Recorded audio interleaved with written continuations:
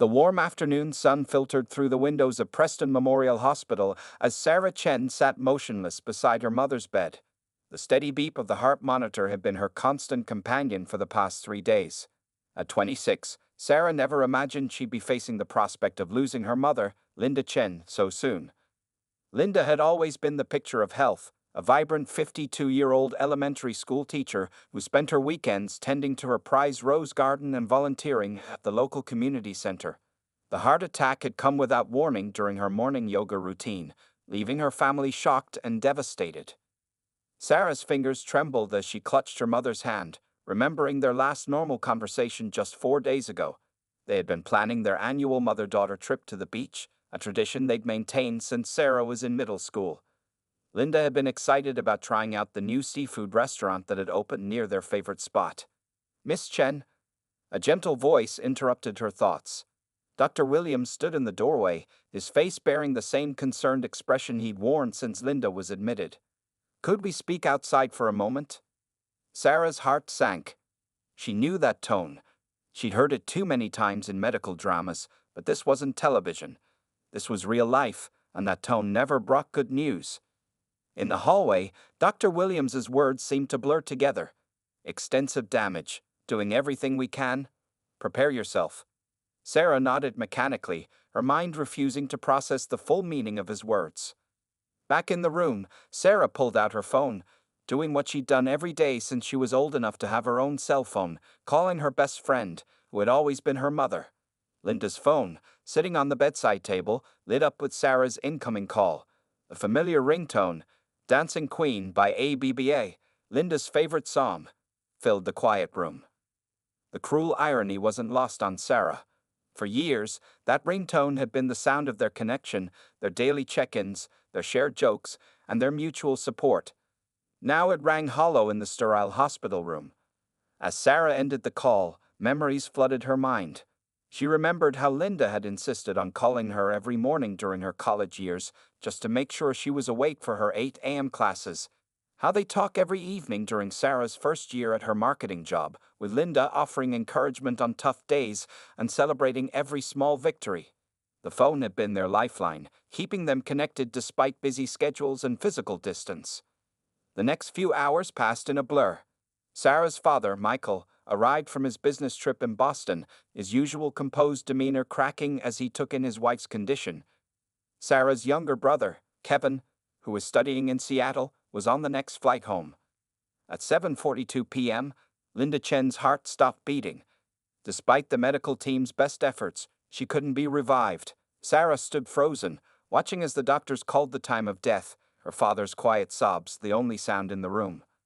Later that night, as Sarah sat in her childhood bedroom surrounded by photos and memories, she found herself automatically reaching for her phone to call her mother.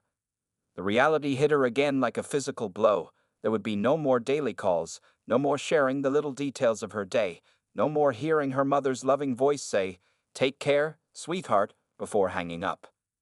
Linda's phone sat on Sarah's desk, brought home from the hospital along with her other personal effects. The screen showed 57 missed calls from various friends and family members who hadn't yet heard the news. Sarah picked it up, her fingers tracing the familiar case with its faded flower pattern, a Mother's Day gift she'd given Linda 2 years ago. As she scrolled through her mother's recent calls, Sarah noticed that their last conversation had lasted exactly 22 minutes and 18 seconds. They had discussed Sarah's upcoming presentation at work, Linda's plans to repaint the kitchen, and whether Sarah would come home for Sunday dinner. It had been such a normal, ordinary conversation. If only Sarah had known it would be their last, she would have said so much more. That night, Sarah couldn't sleep. She lay in bed, clutching both phones, hers and her mother's, close to her chest, as if somehow, through these devices that had connected them for so many years, she could still feel her mother's presence. Tomorrow, she would have to help her father with funeral arrangements, but for now, she allowed herself to be overwhelmed by grief, surrounded by the ghostly echoes of all their past conversations. The funeral home was quiet except for the soft classical music playing in the background. Sarah stood beside her mother's open casket, adjusting the delicate silk scarf around Linda's neck, the same blue scarf she had given her mother on her last birthday.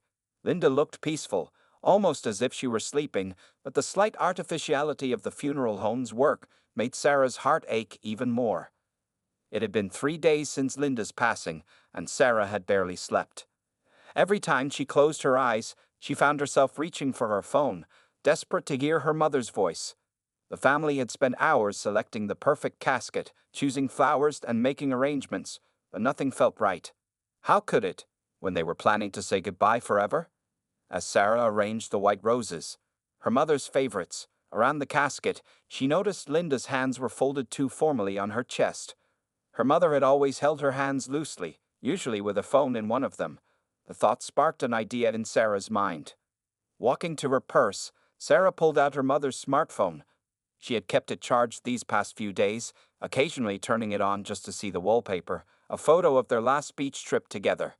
The familiar flower pattern case was slightly worn at the edges, bearing witness to years of daily use. Mom should have her phone with her, Sarah whispered to herself. It made perfect sense in her grief-clouded mind. Her mother had never gone anywhere without it. Why should this final journey be any different? Looking around to make sure no one was watching, Sarah carefully lifted her mother's cold hands. With trembling fingers, she slipped the phone underneath them, adjusting the positioning until it looked natural.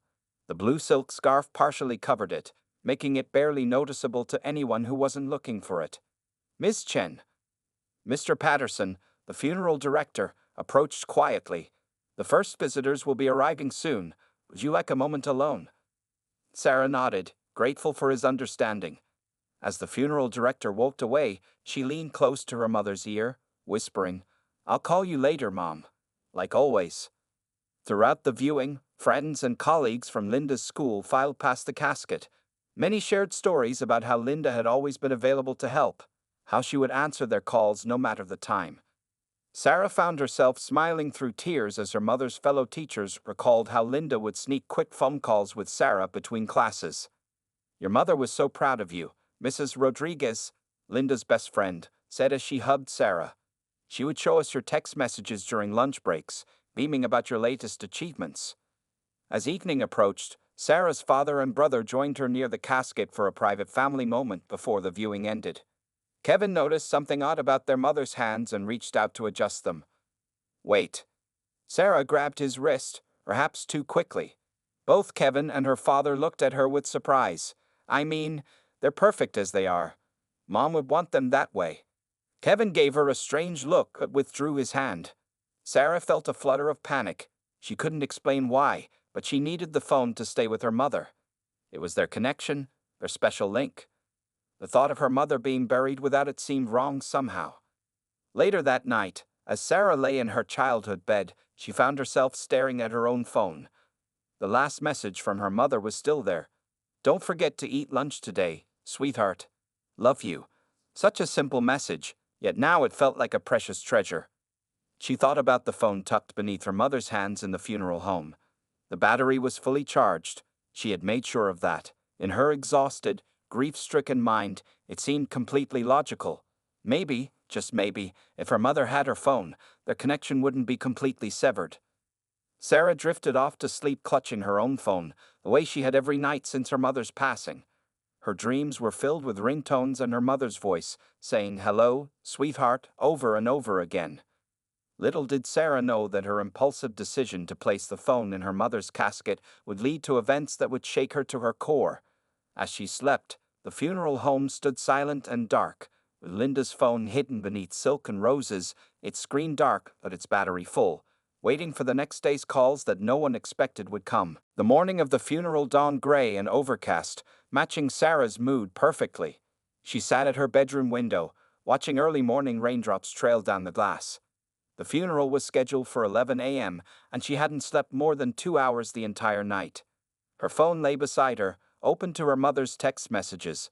Sarah had spent hours scrolling through them, reading and rereading every conversation they'd had over the past year. Each message felt like a precious piece of her mother that she could still hold on to. "Don't forget your umbrella today, sweetheart. Weather report says rain. Made your favorite dumplings. Come over for dinner. Proud of you for nailing that presentation. Always knew you could do it." The sound of movement downstairs pulled Sarah from her thoughts. Her father was probably making coffee. He hadn't been sleeping well either. Kevin had taken the couch, refusing to sleep in his old room because it had too many memories of their mother checking on him late at night. Sarah's phone buzzed, making her jump. It was a message from Dr. Rivera, her grief counselor, checking in before the funeral. "Remember what we discussed, Sarah. It's okay to feel overwhelmed, but try not to rely too heavily on digital connections. Your mother lives in your heart now, not in your phone."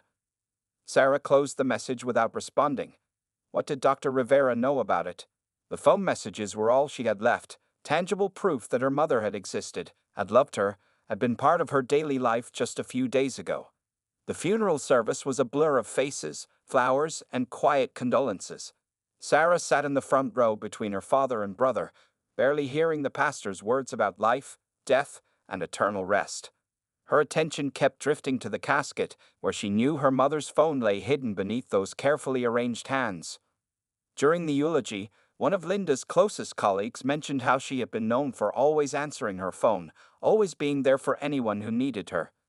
Sarah felt a painful twist in her chest. Would anyone understand why she had placed the phone in the casket? They'd probably think she was crazy if they knew. After the service, as people began filing out for the procession to the cemetery, Sarah's Aunt Margaret approached her. "Sweetheart, you haven't looked at your phone once during the service. That's the first time I've seen you without it in your hand since," she trailed off, patting Sarah's shoulder. "Your mother would be proud. She always said you were the strongest of her children." Sarah forced a smile, not telling her aunt that the only reason she hadn't checked her phone was because she knew there would be no new messages from the one person she wanted to hear from. At the cemetery, the sky had cleared somewhat, allowing weak sunlight to filter through the clouds. As the casket was lowered into the ground, Sarah felt a sudden panic. She had to fight the urge to shout "stop" and rush forward to retrieve the phone. Once the casket was buried, that final connection would be gone forever. Kevin squeezed her hand, misinterpreting her distress as normal grief. Sarah squeezed back, trying to ground herself in the moment. This was madness. It was just a phone. Just a device. Her mother was gone, and no amount of saved messages or buried phones would bring her back.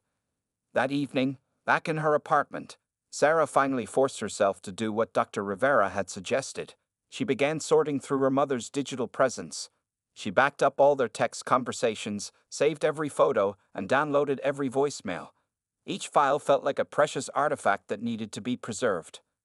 As she worked, her thoughts kept drifting to the phone buried with her mother. It was fully charged, protected in its case, wrapped in silk. In her exhausted, grief-stricken mind, it seemed like a comfort that her mother wasn't alone down there. She had something that had connected them for so many years. Sarah finally fell into an uneasy sleep on her couch, her own phone clutched to her chest. Her last conscious thought was of her mother's phone, 6 feet underground, silent but present, like a modern-day version of the coins placed on the eyes of the dead. She didn't know then that tomorrow would bring something that would make her question everything she thought she knew about life, death, and the connections that bind us even after we're gone. The day after the funeral, Sarah woke up late in her apartment, her phone still clutched in her hand. She had called in sick to work, knowing she wasn't ready to face her colleagues' sympathetic looks and awkward condolences. The morning light filtered through her blinds, casting striped shadows across her living room floor. She made coffee on autopilot, the way her mother had taught her, 3 scoops of the Colombian blend Linda had always preferred. As she waited for the coffee to brew, Sarah scrolled through social media, trying to distract herself from the emptiness that seemed to fill her apartment. At exactly 2:47 p.m., everything changed. Sarah's phone rang, the default ringtone cutting through the afternoon silence. She glanced at the screen and froze, the coffee mug slipping from her fingers and shattering on the kitchen floor. The caller ID displayed Mom, with the familiar contact photo of Linda smiling in her garden. The phone continued to ring as Sarah stood motionless, coffee spreading across the floor around her feet. This wasn't possible. The phone was buried. She had watched the casket being lowered into the ground just yesterday. She had seen the dirt being shoveled over it. Ring. Ring. Ring. Her hands shaking violently, Sarah picked up the phone. The screen showed the same number she had called thousands of times before, her mother's number. The same number that belonged to the phone now buried 6 feet underground. Ring. Ring. Ring. Sarah's mind raced through possibilities. A system glitch. A cruel prank. A mistake with the phone company. But the call kept ringing, demanding an answer, demanding acknowledgement that something impossible was happening. Ring. This isn't real, Sarah whispered to herself, backing away from the phone as if it might bite her. This can't be real. The call went to voicemail after the seventh ring. Sarah stood in her coffee-stained socks, staring at the notification. One missed call from Mom. Seconds later, the voicemail notification appeared.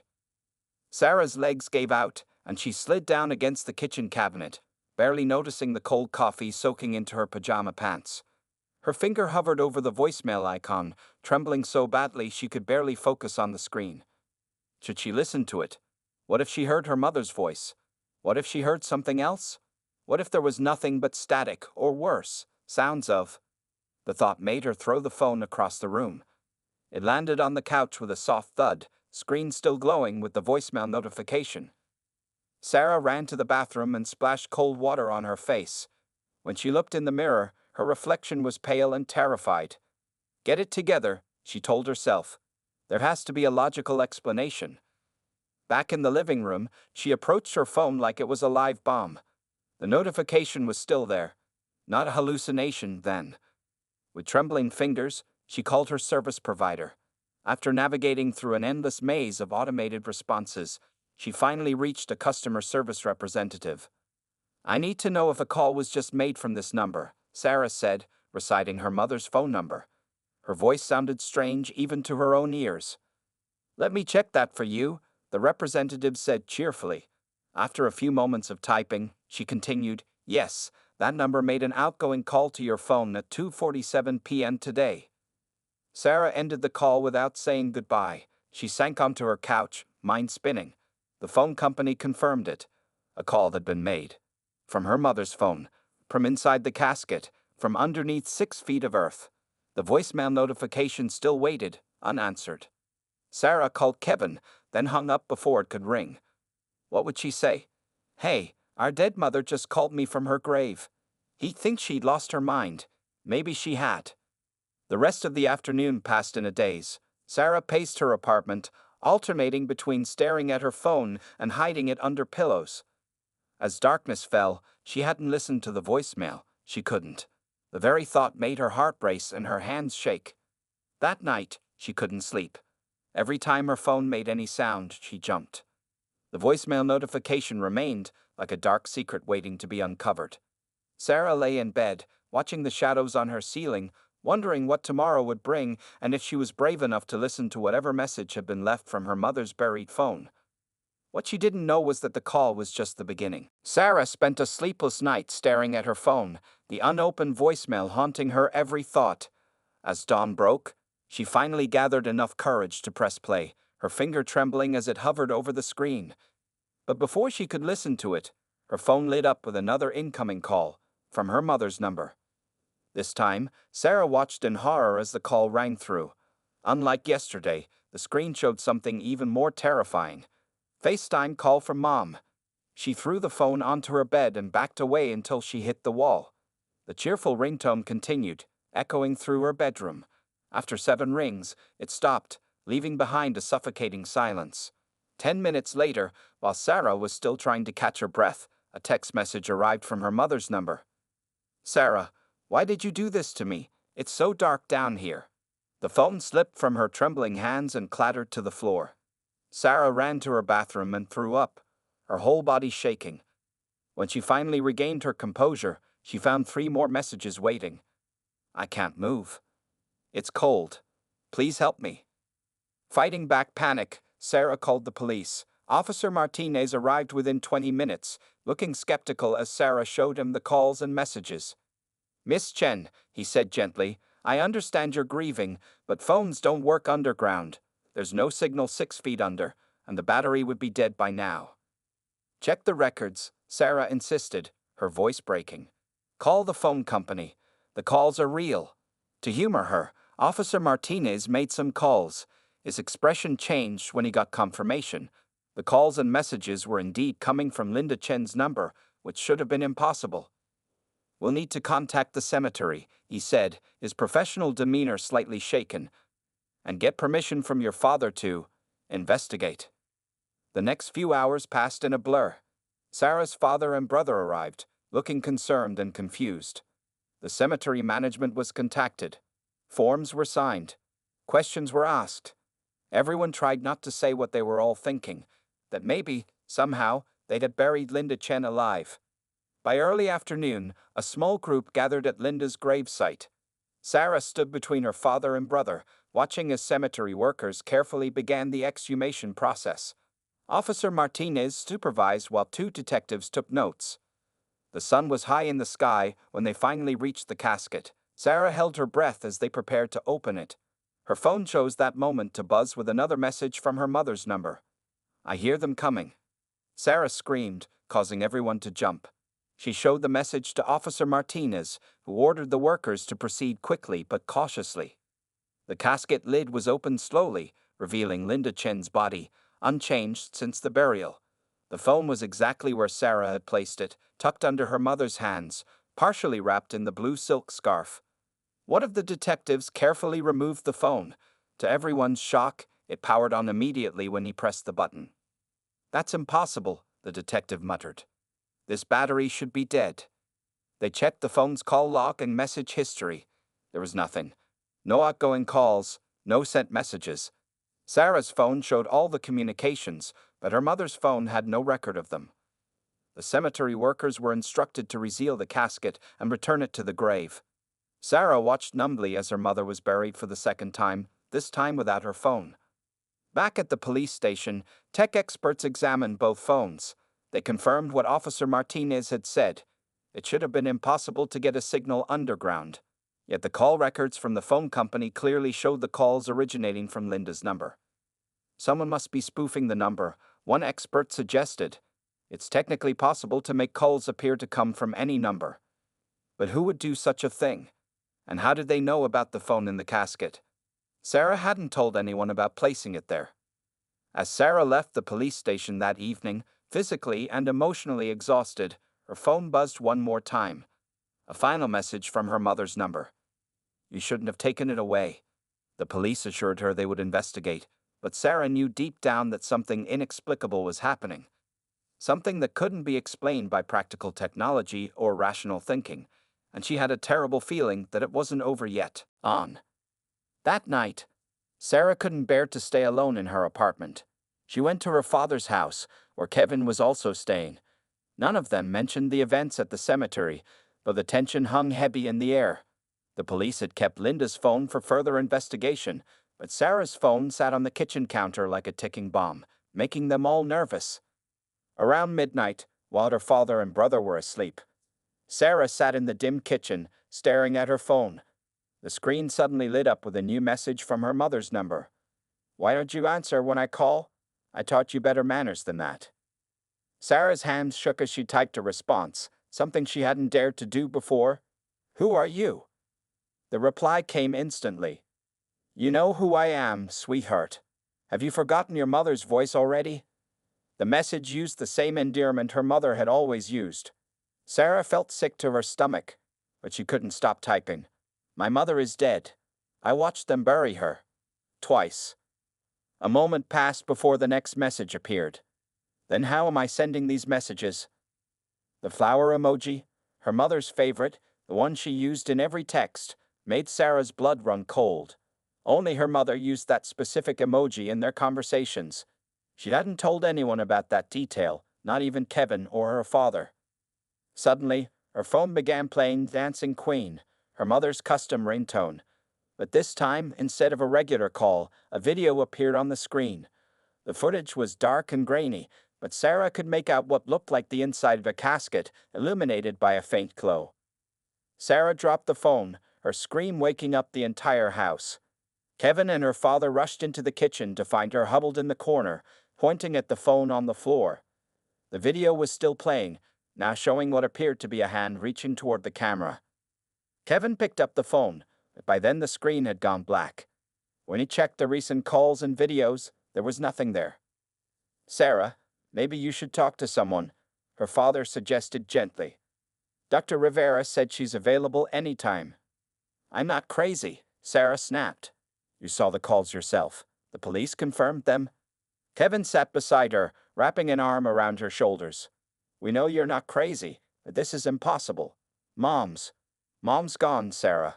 Whatever this is, it's not her. As if in response to his words, every light in the house suddenly flickered. Sarah's phone, still in Kevin's hand, lit up with a new message. Kevin never believed in anything he couldn't explain, just like when he didn't believe I knew about the cigarettes he hid in the garden shed. Kevin's face went pale. He had never told anyone about his secret teenage smoking spot. No one except their mother, who had caught him there years ago. The next message followed quickly. Michael still keeps his wedding ring in the blue box on the top shelf, even after all these years. Their father stumbled into a chair. The blue box was something only he and Linda knew about, where he stored his wedding ring when working with chemicals in his home laboratory.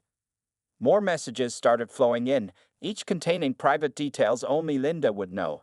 Family secrets, inside jokes, memories that had never been shared outside their immediate family. This has to stop, Kevin said, his voice shaking. He tried to turn off Sarah's phone, but it wouldn't respond. The screen kept lighting up with message after message, each one more personal than the last. Sarah watched as years of private family moments spilled across her screen. Things that couldn't have been hacked or researched, things only their mother would know. Finally, one last message appeared. I miss our talks, sweetheart. The phone was our special connection. Now it's gone, and I'm alone in the dark. But I found another way to reach you. I'll always find a way to reach my children, always. The lights in the house went out completely, plunging them into darkness. In the black kitchen, 3 phones suddenly lit up simultaneously, Sarah's, Kevin's, and their father's. On each screen, the same message appeared. Good night, my loves. Sleep well. Mom.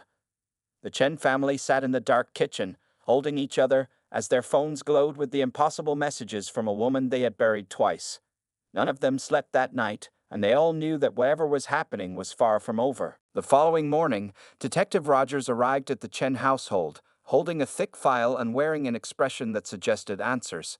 Sarah, Kevin, and their father sat in the living room, exhausted from their sleepless night, as the detective cleared his throat. We traced the source of the calls, he announced, opening his file. They're coming from a location about 3 miles from here, an apartment complex on Maple Street. Sarah's heart began racing. Maple Street? That's where your cousin Jenny lives? Detective Rogers finished. We've had officers monitoring the building since early this morning. Kevin stood up abruptly. Jenny? Our Jenny. But why would she? Before he could finish, the doorbell rang. 2 officers entered, escorting a tearful Jenny Chen, Sarah and Kevin's 19-year-old cousin. Her eyes were red from crying, and she clutched her phone tightly. I'm so sorry, Jenny sobbed as soon as she saw them. I just wanted to help. I didn't mean for it to go this far. The story came tumbling out between her tears. Jenny, a computer science student, had been experimenting with an app she was developing, one that could clone phone numbers and access old text messages through cloud backups.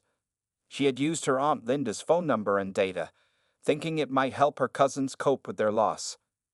I saw how devastated you all were, Jenny explained, looking directly at Sarah.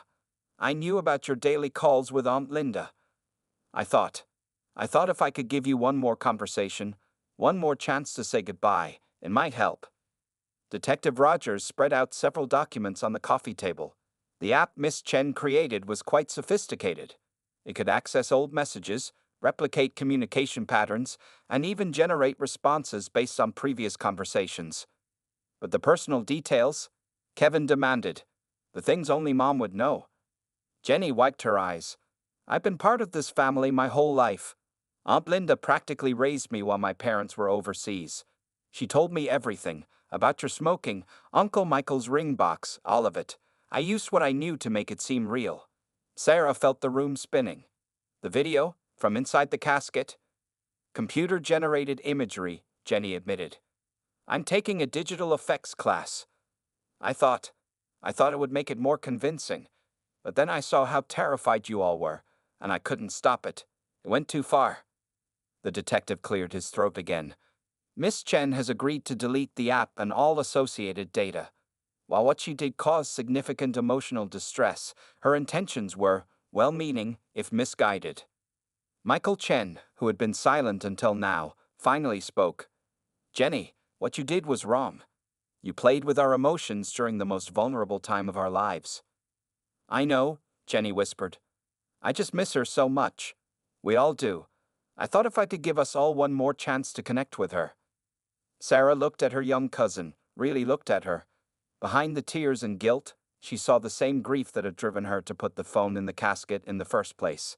They had all been trying to hold on to Linda in their own desperate ways. The calls will stop now, Detective Rogers assured them.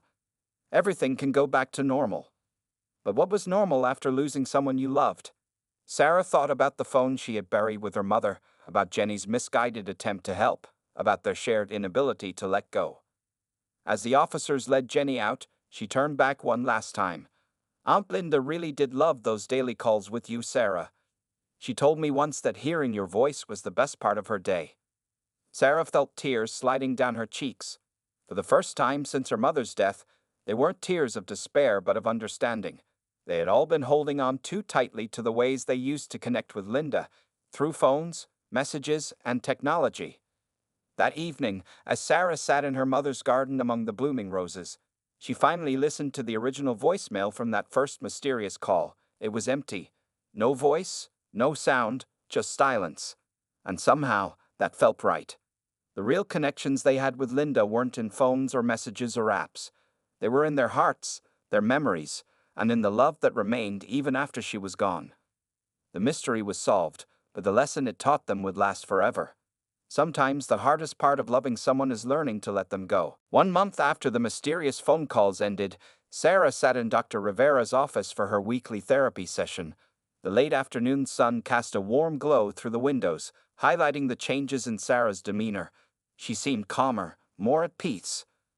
I finally deleted all the old messages yesterday, Sarah said, a small smile playing on her lips. It was time. Dr. Rivera nodded encouragingly. That's a big step. How did it feel? Like letting go of a weight I didn't know I was carrying, Sarah replied. I realized I don't need digital memories to keep Mom with me. She's here. She touched her heart gently. The aftermath of Jenny's well-intentioned but misguided attempt to help the family had led to unexpected healing. The cousins had grown closer, spending time together sharing real memories of Linda rather than trying to manufacture artificial connections.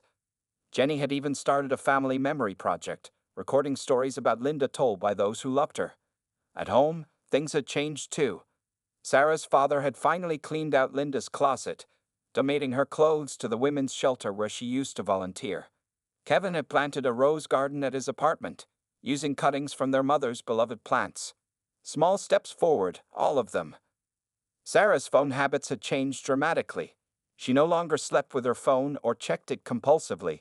Instead, she had started a journal, writing letters to her mother the old-fashioned way. Sometimes she wrote about her day, sometimes about her memories, and sometimes just about how much she missed her. One evening, as Sarah wrote in her journal on the porch swing, her mother's favorite spot, Kevin joined her with 2 cups of tea. Remember how Mom used to make us tea every time we were upset? He asked, handing her a cup. Sarah smiled, inhaling the familiar chamomile scent. And she'd never ask what was wrong right away. She'd just sit with us until we were ready to talk. I did that with one of my students yesterday, Kevin admitted. This kid was having a rough day, and I just sat with him, gave him space. Mom would have liked that. Their father joined them on the porch, carrying Linda's old photo album. They spent the evening looking through pictures, laughing at forgotten memories, and sharing stories they'd never told each other before. No phones, no messages, no desperate attempts to bridge the gap between life and death, just family, remembering together. The next morning, Sarah visited the cemetery. It was her first time back since the exhumation. She placed fresh roses on her mother's grave and sat on the grass beside it. I understand now, Mom, she said softly, why you always insisted on those daily calls. It wasn't about the phone. It was about taking time every day to connect, to show love. I'm trying to do that with everyone now, in person, the way you would have wanted. As she spoke, a gentle breeze rustled the flowers, carrying the sweet scent of roses. Sarah remembered something her mother used to say: love doesn't need a phone line to reach someone's heart. At work, Sarah had started a support group for employees dealing with grief. They met during lunch breaks, sharing stories and helping each other navigate the difficult journey of loss. She often thought about how her mother would have loved this, turning pain into purpose, helping others heal. Jenny had transformed her app development skills into something positive, creating a digital memory book where family members could share photos and stories about Linda. Unlike her previous attempt, this project brought the family together in a healthy way, celebrating Linda's life rather than trying to artificially preserve it. As Sarah left the cemetery that day, her phone buzzed with a text from Kevin. "Family dinner tonight? Dad's attempting Mom's dumpling recipe. Could be a disaster. Come save us?" Sarah laughed, typing back a quick "on my way." She looked back at her mother's grave one last time, feeling a sense of peace she hadn't known was possible a month ago. The phone that had once been buried with Linda remained in police evidence, a reminder of how grief can make us do strange things. But the real connection, the love between a mother and her children, between a wife and her husband, between a woman and her family, needed no device to survive. As Sarah drove home to join her family, she smiled, knowing that her mother's legacy lived on not through messages or calls, but through the love she had taught them to share, the strength she had helped them find, and the family bonds that grew stronger with each passing day. Some connections, Sarah had learned, transcend technology. They live in the heart, where no phone could ever reach, but where love remains eternal.